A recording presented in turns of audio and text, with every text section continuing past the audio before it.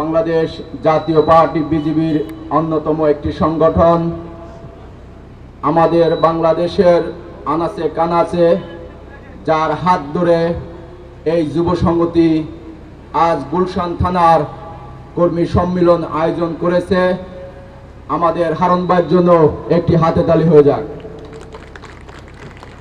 আসলে বক্তব্য দেওয়ার কিছু নাই, শুধুমাত্র গুলশান থানা কমিটির যুব সংগতির যে পরিমাণ আমি লোক দেখেছি বা আমাদের এই থানাটাকে যেভাবে কাজ করেছে যুব সংগতি, আশা করি সারা বাংলাদেশে এভাবে যুব সংগতি এগিয়ে যাবে। ভাইরা আমার, আমরা জানি গত 5ই আগস্টের পরে কিলিং ইমেজের রাজনীতি বলতে আমরা যেটা বুঝি, জনগণের অর্থ এবং তাদের আয় এবং ব্যয়ের যে একটি কমিউনিকেশন রয়েছে, সেখানে প্রচুর ঘাটতি দেখা যাচ্ছে।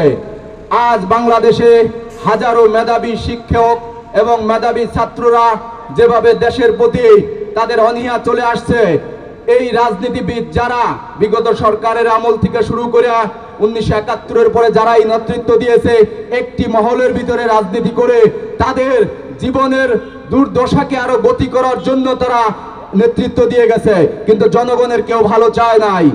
এদেশে যদি ভালো নেতা গড়তে হয়, ব্যারিস্টার আন্দাল রহমান পার্থ ভাইয়ের হাত ধরে কিলিং ইমেজ যেভাবে সে সারা বাংলাদেশে মেধাবীদেরকে নিয়ে রাজনীতি এবং সংগঠনকে শক্তিশালী করতেছে, আগামী নির্বাচনে আমরা চাই পার্থ ভাইয়ের হাতকে শক্তিশালী করার জন্য এই 17 আসন থেকে তাকে আমরা এমপি হিসেবে সংসদে দেখতে চাই ইনশাল্লাহ।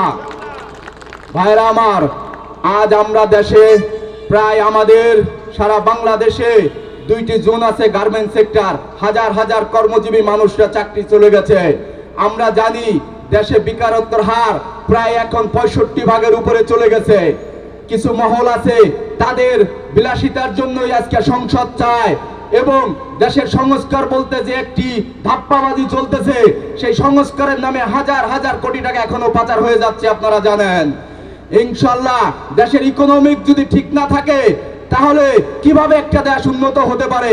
আজকে দেখি সংসদে অনেক পদের বক্তব্য বিগত সরকাররা দিয়ে গেছে, জনগণকে প্রতিষ্ঠিত করছে আমরা দেশকে সোনার বাংলা করব।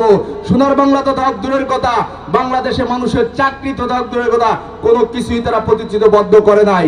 আমরা কথা দিয়ে যাচ্ছি, আগামীতে পার্থ ভাই যদি এই সংসদে ইনশাল্লাহ যদি এই 17 আসন থেকে জয়যুক্ত হয়ে সংসদে যায়, আমরা ঘরে ঘরে চাকরির ব্যবস্থা করে দেব ইনশাল্লাহ। আমরা চাই এদেশের ইকোনমিক্স বলতে যেটাকে মেরুদণ্ড বোঝায়, সেই ব্যবসায়ী ভাইদেরকে নিয়ে আগামী দিনের বাংলাদেশ করব একটি সুস্থ এবং